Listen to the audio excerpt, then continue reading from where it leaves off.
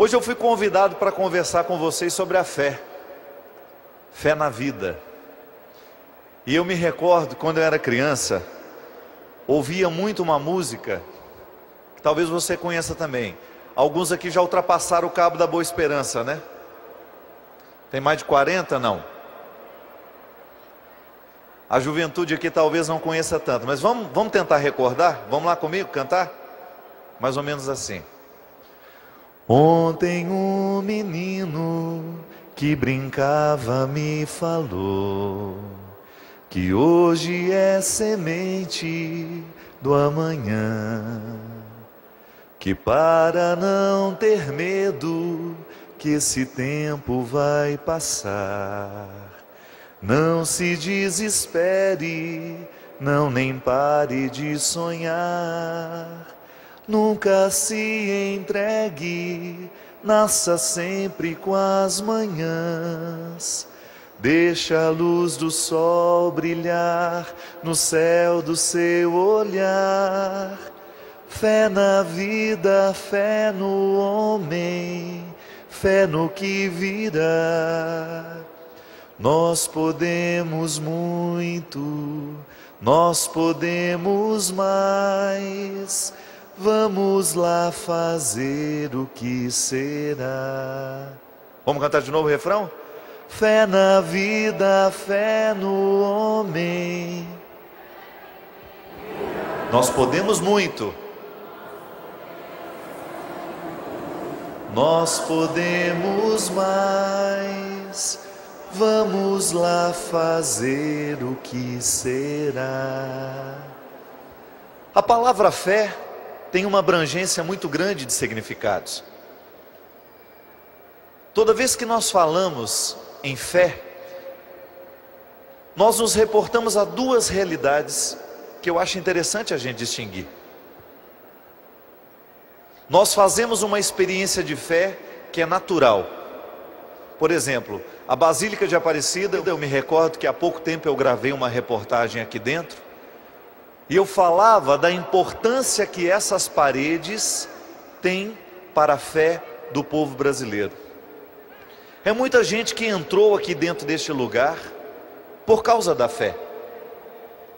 Veio fazer um pedido para a Mãe Aparecida, veio agradecer, veio de alguma maneira demonstrar a sua fé. Mas quando nós estamos aqui dentro deste lugar, qual é a fé que nós estamos praticando aqui? Eu diria que é uma fé sobrenatural. Isto é, eu pratico neste lugar a oportunidade de transcender. O que é isso? É eu sair da minha realidade humana para me conectar com algo que é maior do que eu, que me ultrapassa. A fé que eu faço em Deus é uma fé que me ultrapassa, porque eu começo a utilizar de recursos que não são apenas meus. Eu acredito em Deus, então eu acredito que a partir da minha realidade humana, Deus é capaz de me fazer ir além. Então eu tenho realidades que são humanamente difíceis de serem tratadas, então eu me recorro a Deus. Eu tenho situações que ultrapassam a minha capacidade de resolver, então eu faço uma oração e peço a Deus que me socorra. Eu vivo dinâmicas do meu dia a dia que são muito difíceis, então eu peço a Deus. Essa fé sobrenatural, ela é um dom que nós recebemos. A igreja nos ensina que acreditar em Deus é um dom que nós recebemos, todos nós recebemos. Mas de alguma maneira uns desenvolvem mais, outros desenvolvem menos, e à medida que a vida vai nos colocando na necessidade de acreditar em Deus, a gente vai tendo a oportunidade de crescer nessa fé sobrenatural. Quem aqui tem essa fé sobrenatural? É aquele momento em que você, na hora do aperto, grita: ah, meu Deus do céu, me socorra. Não é verdade?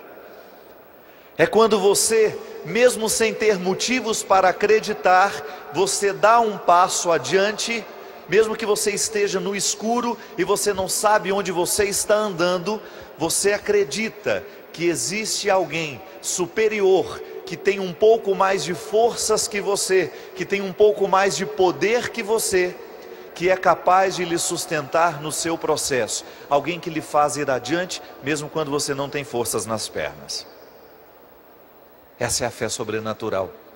Quando você se prostra diante de um altar e você acredita que ali existe uma força superior que dá sentido à sua luta. Meu Deus, tanta gente importante aqui hoje. Cardeal, sua bênção. Uma salva de palmas para o nosso cardeal, Dom Damasceno. Obrigado. Dom Altieres. Dom Eduardo, meu querido, muito obrigado. Pato Sábio, obrigado. Aqui nós estamos com um altar repleto de pessoas que nos ensinam essa fé sobrenatural.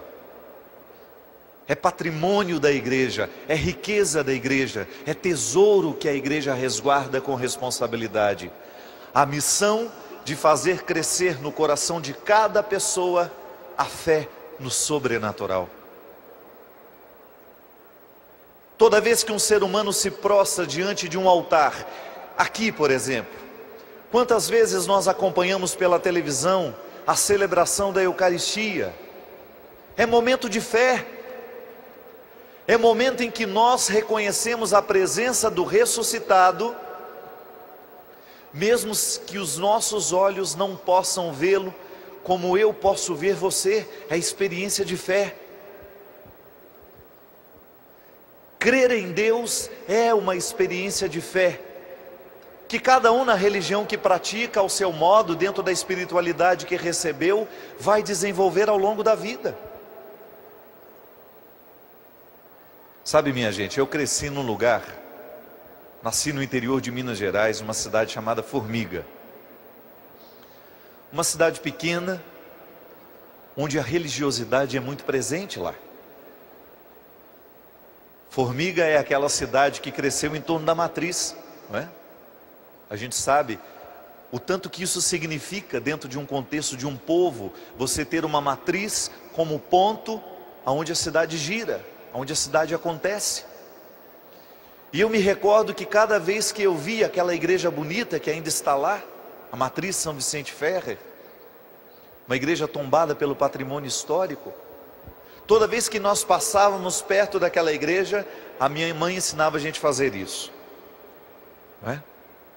Passávamos diante da igreja e a gente fazia um sinal de reconhecimento de que ali existe um território sagrado.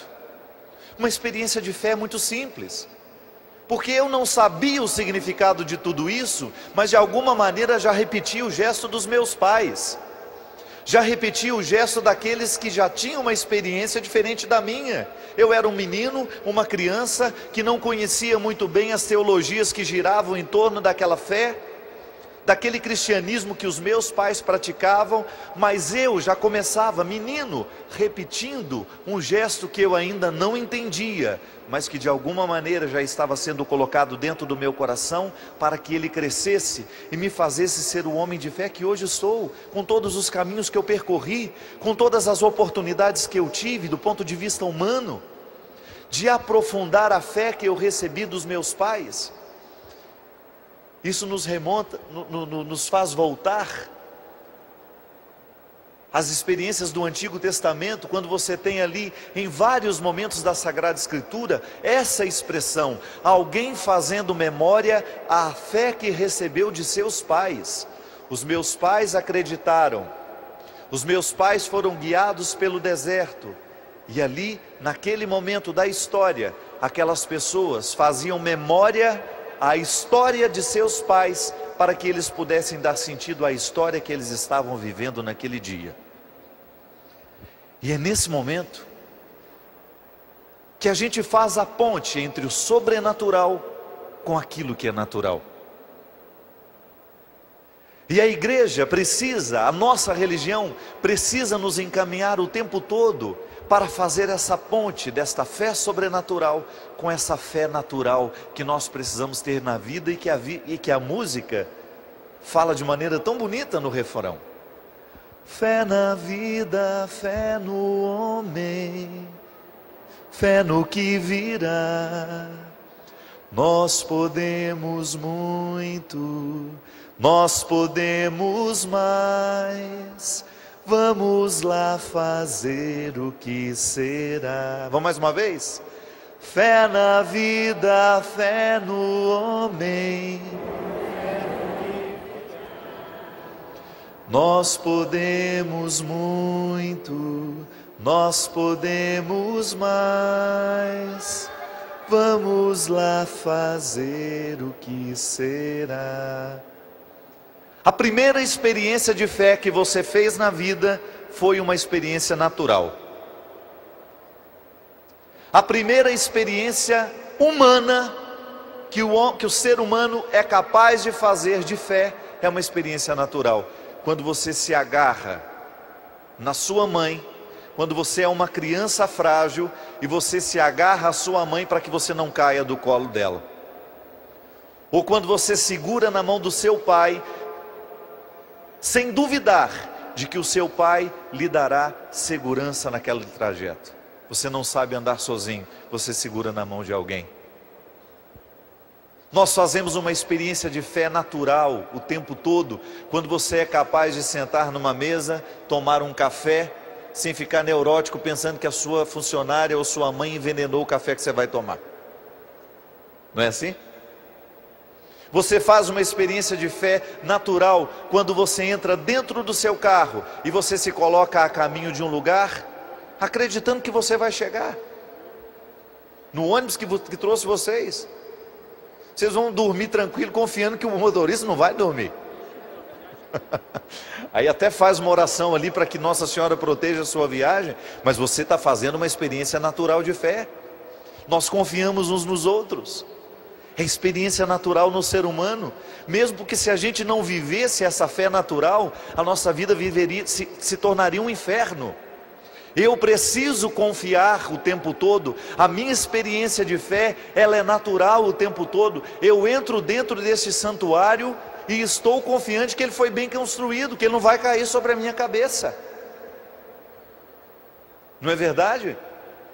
Eu dou um passo, estou confiante de que posso dar aquele passo porque aquele chão está bem construído. A minha experiência de fé, ela perpassa o tempo todo a minha vida. Eu não tenho como me desvincular da experiência de fé, porque a vida humana pede confiança o tempo todo.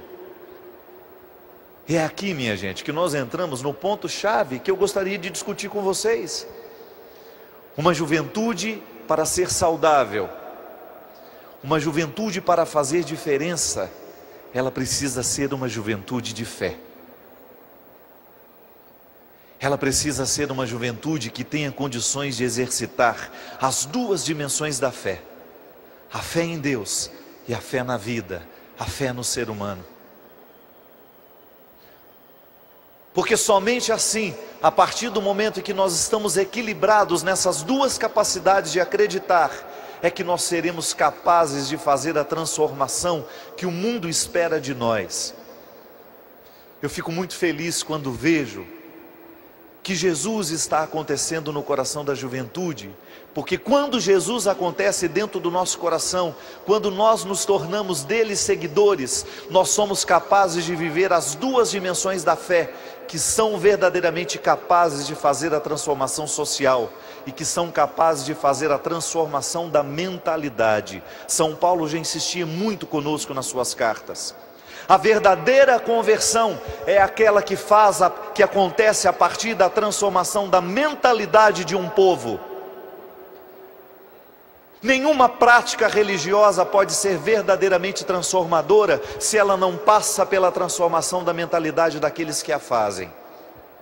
A prática religiosa, a missa que nós participamos aqui em torno deste altar, ela só vai atingir o seu resultado, aquele que verdadeiramente Deus espera que aconteça em nós, quando essas duas dimensões da fé são tocadas pela prática religiosa que aqui realizamos. A minha experiência de Deus, a sua experiência de Deus, precisa ser, antes de qualquer coisa, a transformação de um jeito de pensar, de um jeito de ser, de um jeito de refletir, do jeito como você olha para as pessoas, do jeito como você olha para a vida, do jeito como você interpreta a sua família, os seus amigos, o seu trabalho. Porque a fé precisa ser viva. Se eu me prostro diante do Senhor e professo a minha fé no sobrenatural, é consequência natural que eu também descubra os desdobramentos dessa fé sobrenatural, me impulsionando a ter uma vida mais saudável, a ter uma postura mais coerente nos dias de hoje.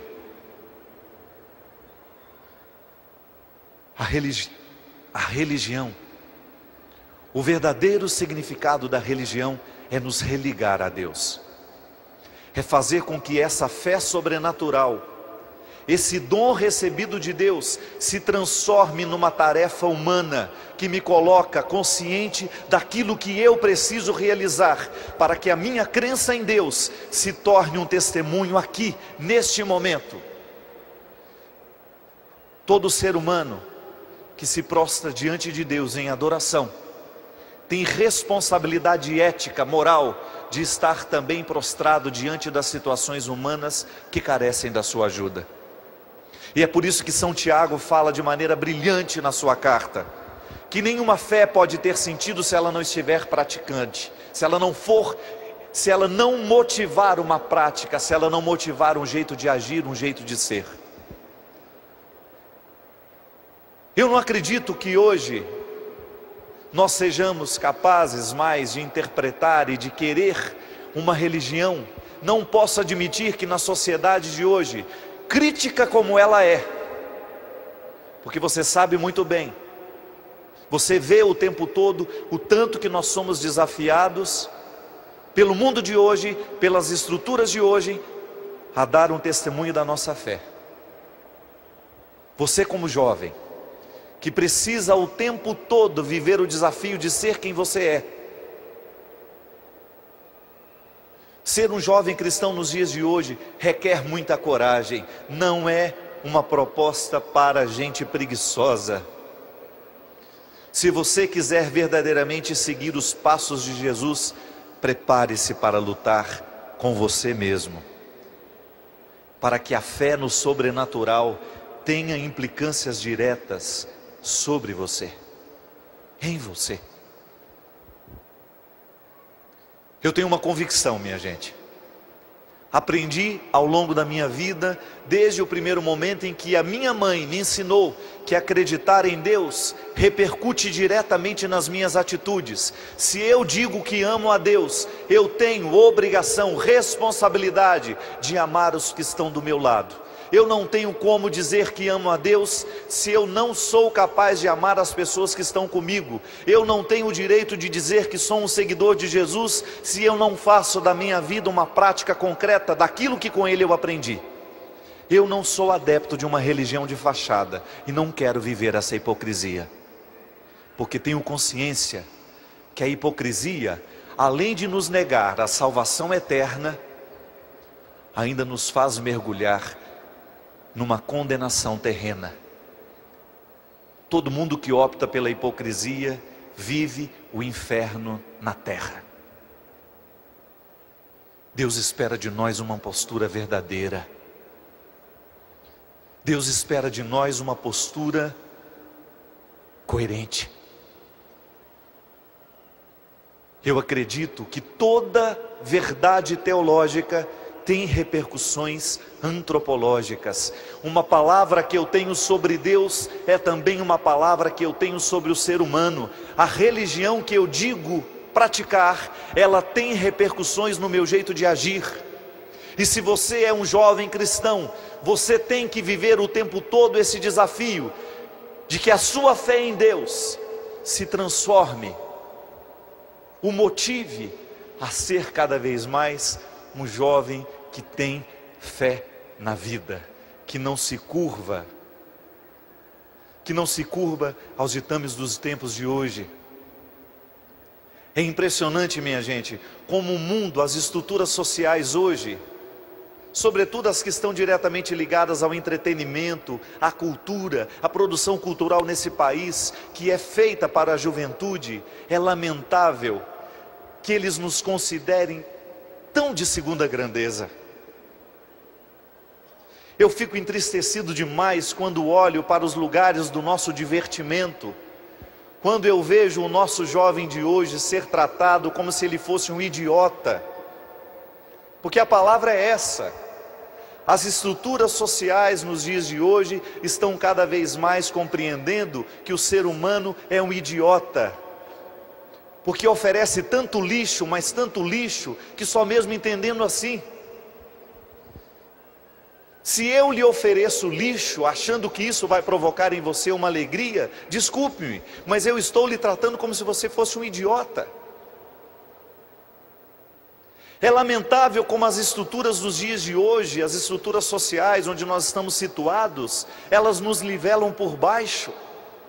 É impressionante como hoje a juventude está sendo tratada como se fosse um produto de segunda grandeza, um ser humano de segunda grandeza, que não tenha condições de fazer escolhas.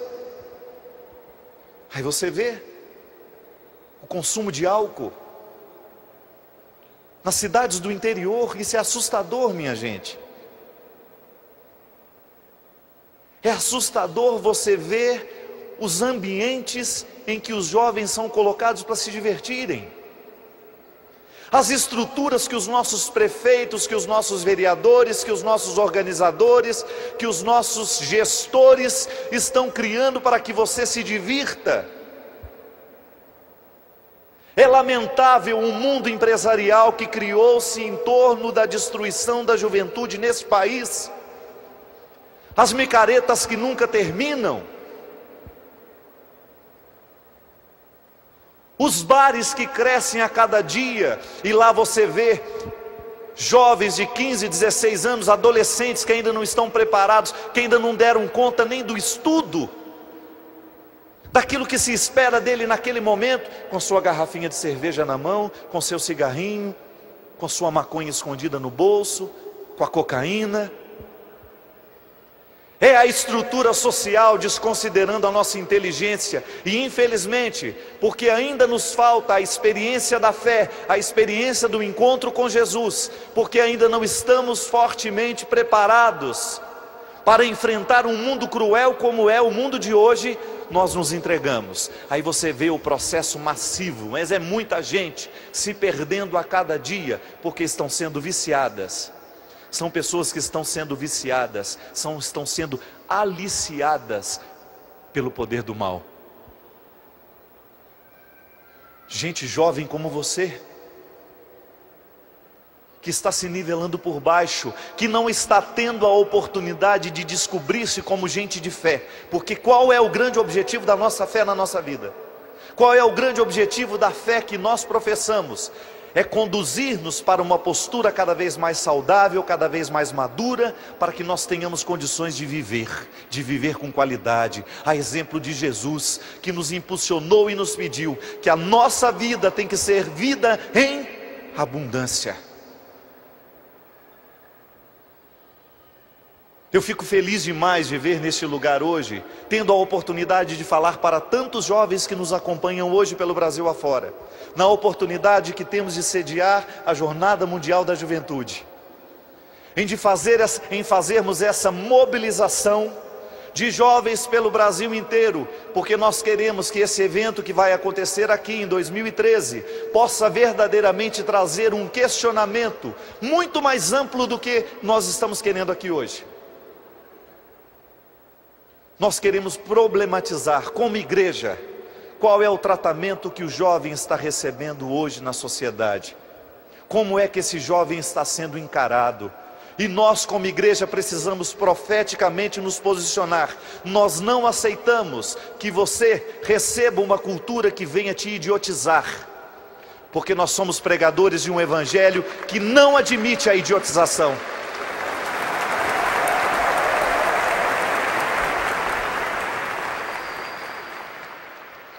Pode parecer distante, mas a igreja ama cada jovem.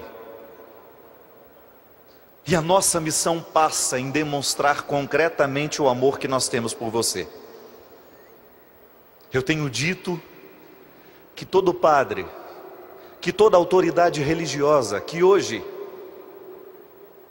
negligencia na sua pregação a oportunidade de falar contra esse pecado social que é cometido todos os dias, que nós padres, que nós bispos, que nós igreja, que toda vez que nós negligenciamos a oportunidade de falar mal, de pregar contra a disseminação do álcool, a socialização das drogas, nós estamos pecando terrivelmente contra o Evangelho.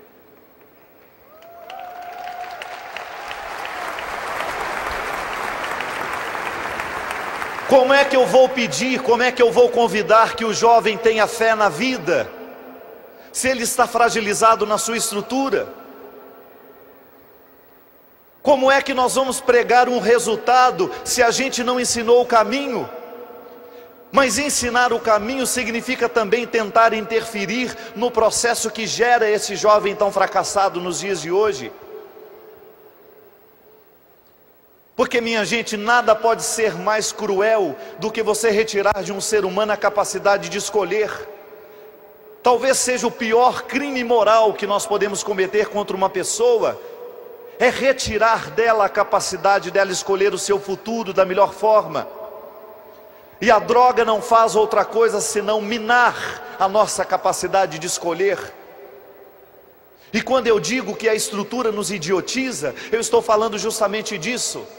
Porque onde não existe capacidade de escolha, ali aquele ser humano já está condenado. Ele morre antes da hora, ele morre antes do tempo. E antes de morrer no corpo, morre nas esperanças, morre nos sonhos. Morre na capacidade de acreditar em si mesmo. Minha gente, aqui está a dimensão natural da fé. É tão interessante a gente refletir isso. Acreditar em Deus me dá o direito de acreditar em mim, por uma razão muito simples. A fé que eu professo modifica o meu jeito de ser. E quando eu sou modificado, quando eu sou radicalmente transformado pelo Senhor, eu me transformo numa pessoa melhor. E por isso eu tenho o direito de acreditar em mim, apesar de todas as minhas fraquezas. A fé na vida, ela acontece dentro de nós quando nós somos capazes de acreditar em nós. Quando você se declara, eu sou um território onde quem manda aqui é Deus. Apesar de estar situado em contextos tão diabólicos, já me explico. No grego essa palavra diabolos é aquilo que separa, é aquilo que corta, é aquilo que divide, é aquilo que impede a continuidade, o laço. E nós estamos o tempo todo desafiados a ficar num contexto onde as pessoas não acreditam que você possa dizer não ao que te destrói. A prostituição socializada, nós não podemos mais ignorar isso. Meninas de 12, 13, 14 anos, perdendo tão precocemente o sonho. Por quê? Porque as nossas famílias, os nossos pais, estão negligenciando a autoridade de olhar nos olhos desses filhos e dizer: aqui na minha casa quem manda sou eu. Você pode até mandar um dia na sua, mas enquanto você estiver debaixo deste teto, você é meu filho e terá que obedecer o que nós determinarmos.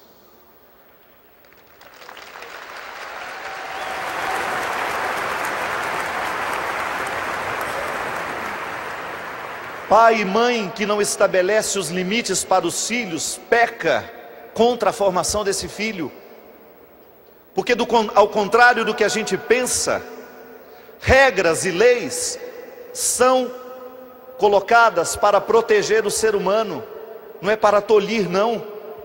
Só que o mundo ensina o contrário: não obedeça, seja um transgressor. Tudo bem, seja um transgressor, mas naquilo que verdadeiramente vai favorecer você.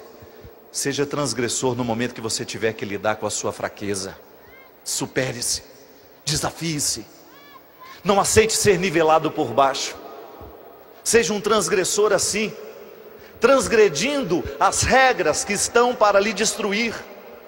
Seja um transgressor favorável, não idiotizado, aquele que pega a sua garrafinha de cerveja, a sua latinha de cerveja, o seu cigarro e acredita que agora alcançou a autonomia. Porque o grande problema é que a mídia não nos mostra o resultado disso tudo. Muito raramente a gente vê o resultado dessa destruição toda.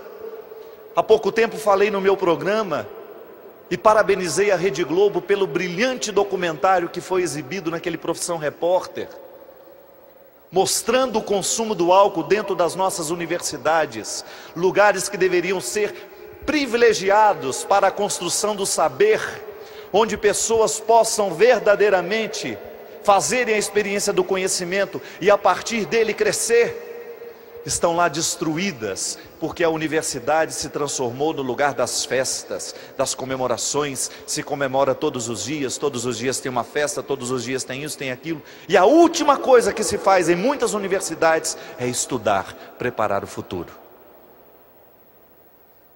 Eu não acredito, minha gente, que esse seja o projeto que verdadeiramente vale a pena seguir. Eu gosto tanto de dizer isso. A igreja não é moralista, não. A igreja é amorosa. Toda vez que nós falamos dos valores que nós acreditamos, toda vez que nós nos posicionamos para lhe proteger, a mídia vem dizer que nós estamos antiquados, que nós estamos idiotizados, porque a gente acredita que pessoas precisam ser felizes, porque nós acreditamos que pessoas tenham que ter o direito de serem livres.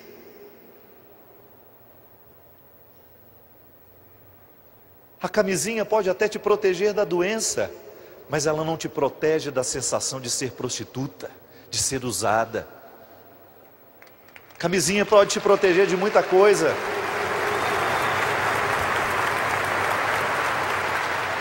Mas a mídia, as estruturas sociais não estão preocupadas com a sua sensação de ter sido usada depois. Não, a reflexão dela é rasa. A reflexão é muito rasa e por isso que eu sempre digo, é uma injustiça quando nós somos colocados na parede e nos perguntam: você é contra ou você é a favor? Só querem escutar o nosso sim ou o nosso não. E o nosso sim e o nosso não, quando é escutado fora do contexto, nós podemos parecer idiotas mesmos. Quando nos dão a oportunidade de dizer por que nós somos contrários, talvez assim ali exista um argumento que possa quebrar isso, mas não nos dão o direito de dizer. E você não merece ouvir eu dizer que sou contra isso ou sou contra aquilo só sem a minha explicação. Eu preciso que você descubra por que nós somos contrários, para que você internalize um valor, porque eu não te trato como se fosse um idiota que vai obedecer só porque eu disse. Essa nunca foi a proposta de Jesus. A proposta de Jesus iria muito mais além de proibir ou de permitir. A proposta de Jesus era sempre fazer com que o ser humano pudesse refletir-se, olhar-se sem medo, e a partir daquilo que encontra, do que olhou, seja capaz de decidir livremente pela vida. Como diz na Sagrada Escritura, no Antigo Testamento: diante de ti ponho a vida e ponho a morte, agora escolha. Agora, quando o nosso trabalho de evangelizadores consegue ensinar, consegue colocar no coração humano estas duas dimensões da fé, eu acredito que fique mais viável que o ser humano faça escolhas mais saudáveis. Para isso nós estamos aqui, para que o símbolo da jornada mundial, que é a cruz, 2 traços, perfeito, o traço horizontal e o traço vertical. A cruz está justamente nos mostrando que a fé tem duas dimensões. No horizonte estamos nós, com todos os aprendizados humanos, com todas as repercussões dos aprendizados que fazemos, com a minha história, com a sua história, com a luta que você precisa viver. Mas temos aqui a graça de Deus nos apontando para o alto, que é para onde devemos ir. Elevar os nossos pensamentos, elevar as nossas escolhas, fazer com que cada vez mais a nossa postura seja nobre. Os desdobramentos do cristianismo, minha gente, faz com que cada vez mais o cristão esteja comprometido com tudo aquilo que é nobre na vida. Nós não queremos as mesquinharias, por isso São Paulo dizia que nós precisamos lutar o tempo todo contra aquilo que é rasteiro, porque nós somos gente que deve desejar cada vez mais as coisas do alto. Desejar as coisas do alto.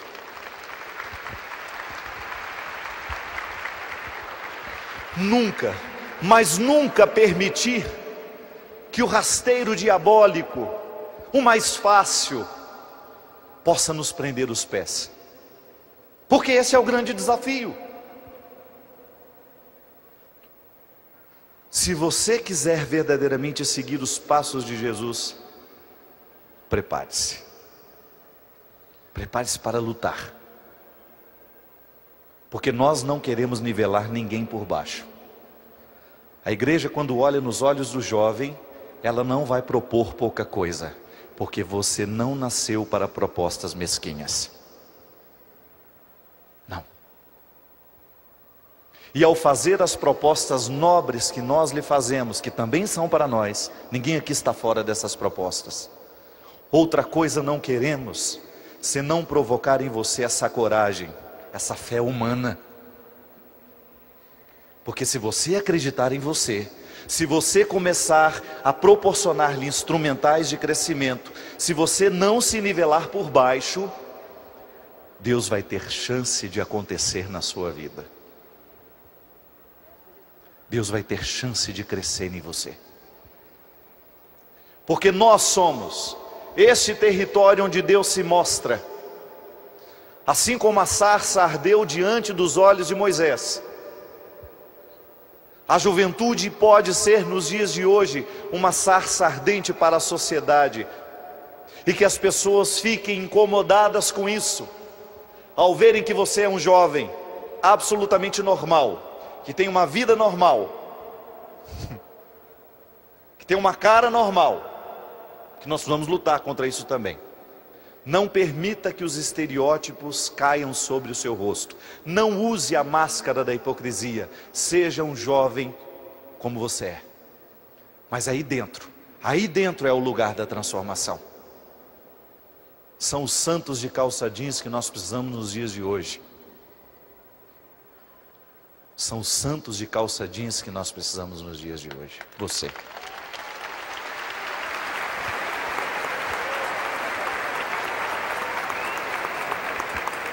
E a partir do momento que você aceita esse desafio, a igreja não vai nivelar por baixo o que ela quer para você. Porque alguém que ama nunca vai nivelar por baixo aquilo que se espera. Eu não vou nivelar por baixo se eu amo. Eu quero mais que a criatura amada cresça, progrida, vá além. E vou fazer de tudo para que a minha atitude favoreça o crescimento daquele que eu amo.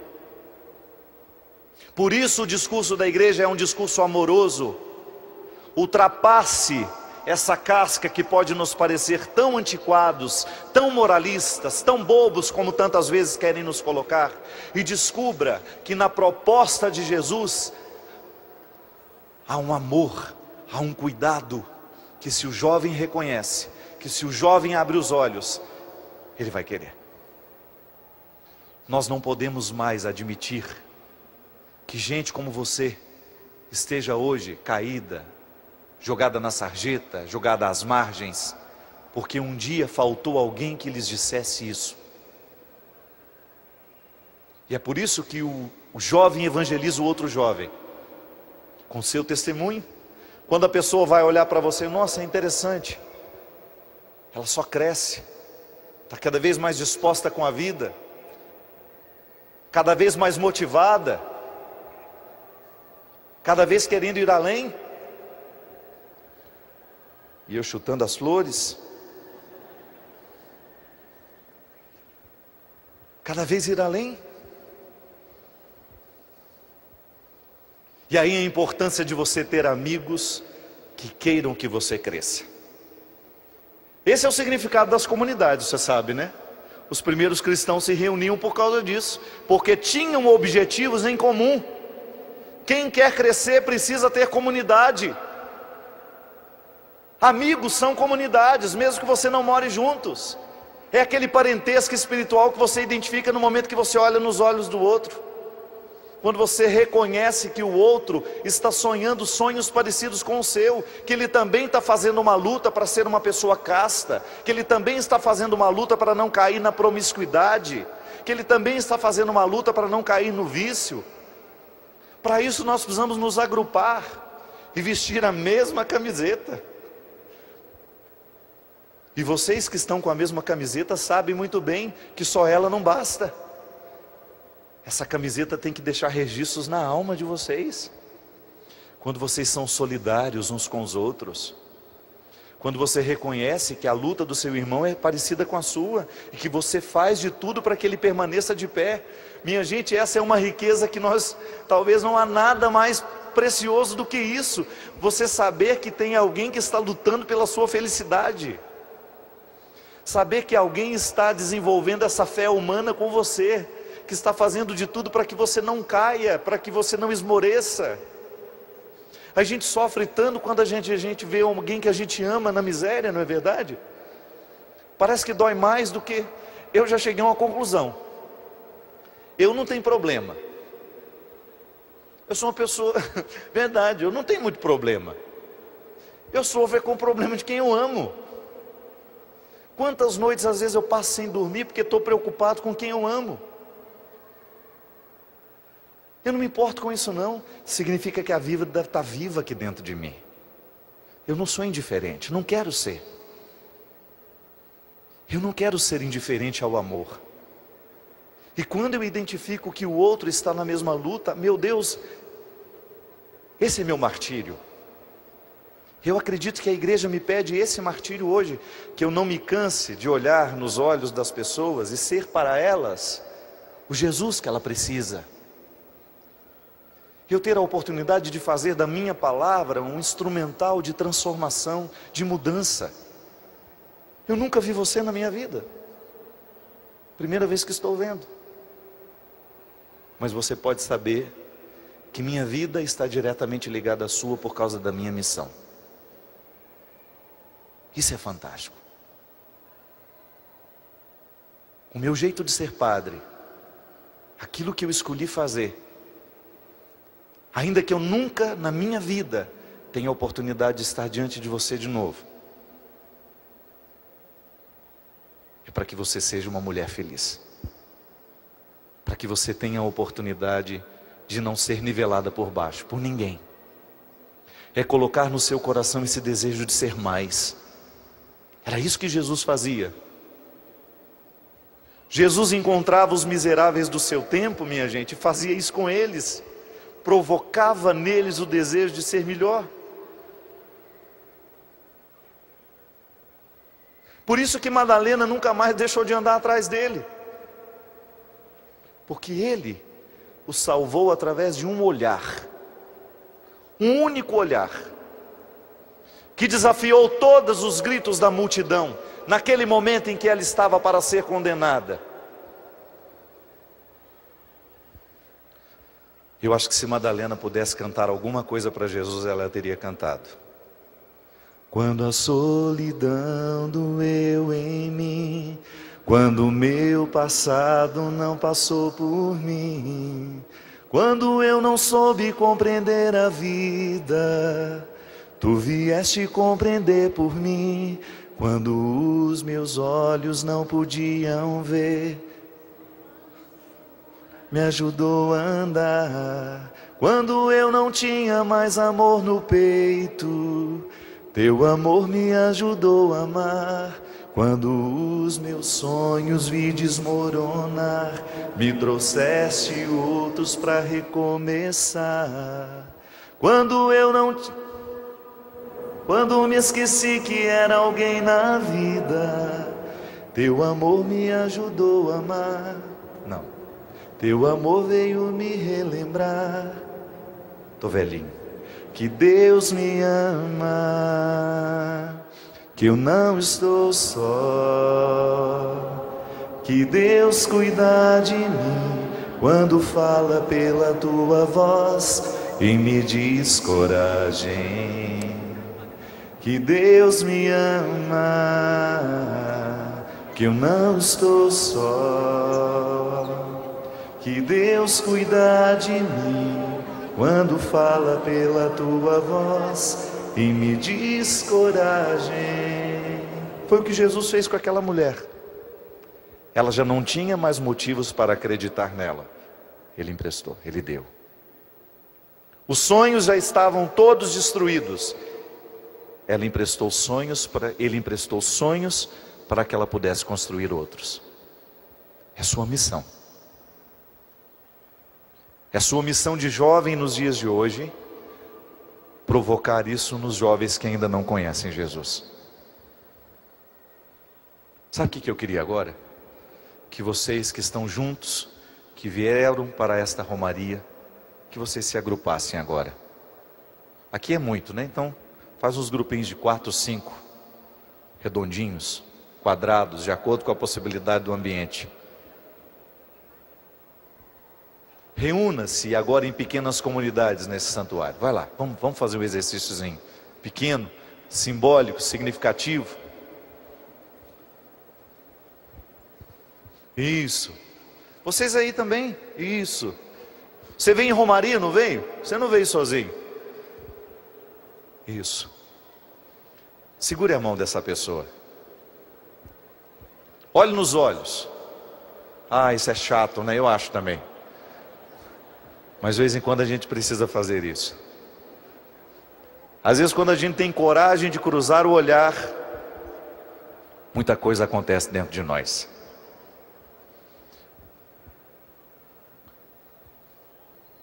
Não é para olhar para mim não. Quero que você olhe para esses seus amigos, para esses seus companheiros de romaria.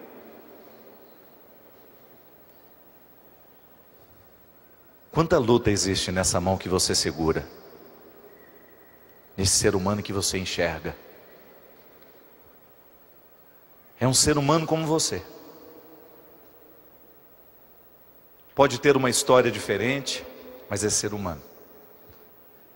Em muitos momentos é certo que vocês viveram dores parecidas.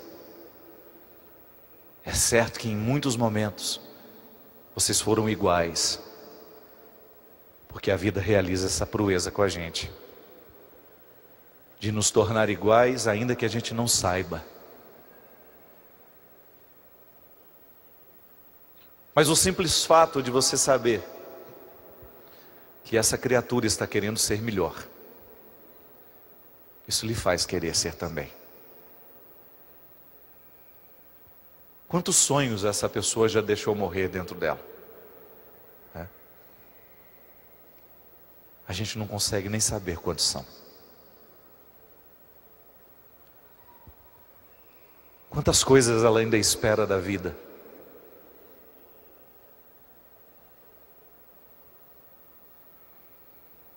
Quantas tragédias já visitaram o coração dessa pessoa? Quantas traições? Quantos medos? Essa é a humanidade, minha gente. Essa pessoa que hoje você tem com você, nessa romaria da juventude, esse jovem, ou não,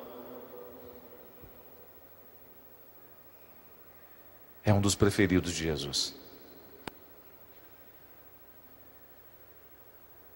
Jesus quer, deseja ardentemente acontecer no coração de cada um de nós hoje. Porque nós podemos levantar esse país a partir da juventude.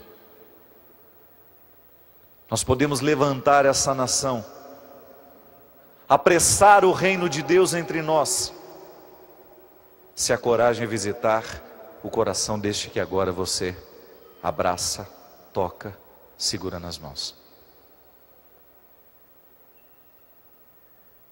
Pode ser que ele precise de fé sobrenatural, pode ser que ele precise de fé humana, de amigo, de irmão, de colo, de consolo, de ajuda, de disciplina.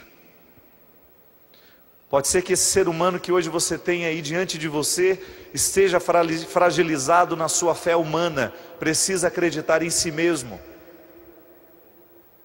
precisa acreditar em Deus. E eu lhe convido a rezar por ela agora, do seu jeito, sem fórmulas prontas, sem imitar ninguém. Lembrando que querer o bem do outro é a forma aperfeiçoada de oração. Queira o bem. Faça de tudo. Faça de tudo para que a sua presença agora seja uma presença amorosa, orante.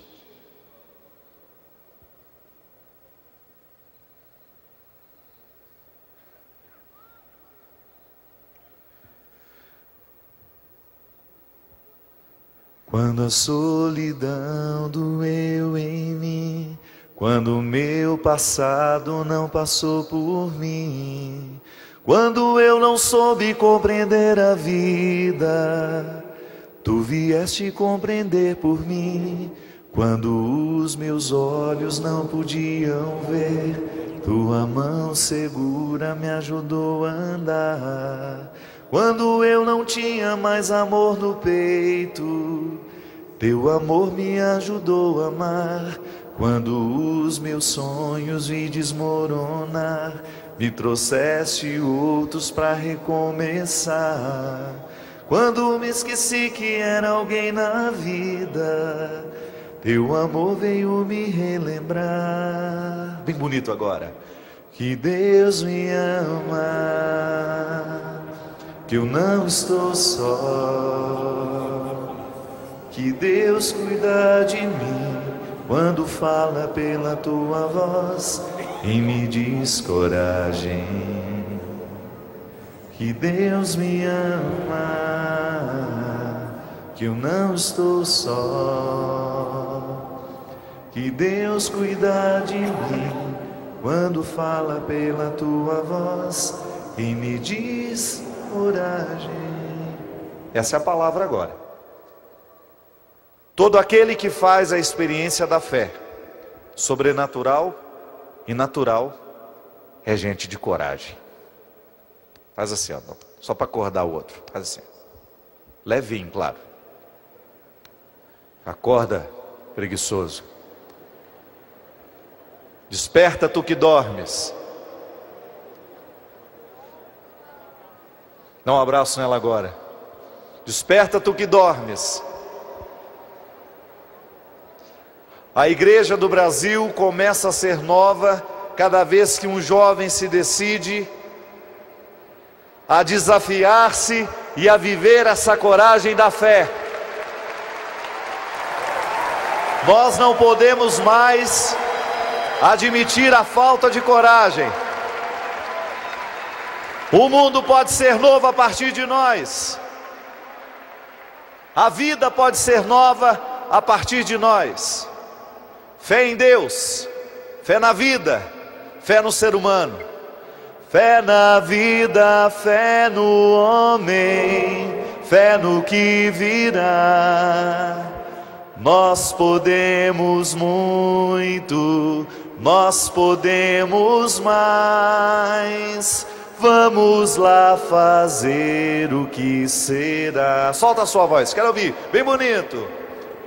Fé na vida, fé no homem, fé no que virá. Nós podemos muito, nós podemos mais. Vamos lá fazer o que será. Mas ainda está muito baixinho. Vamos cantar, bem bonito. Fé na vida, fé no que virá. Nós podemos mais.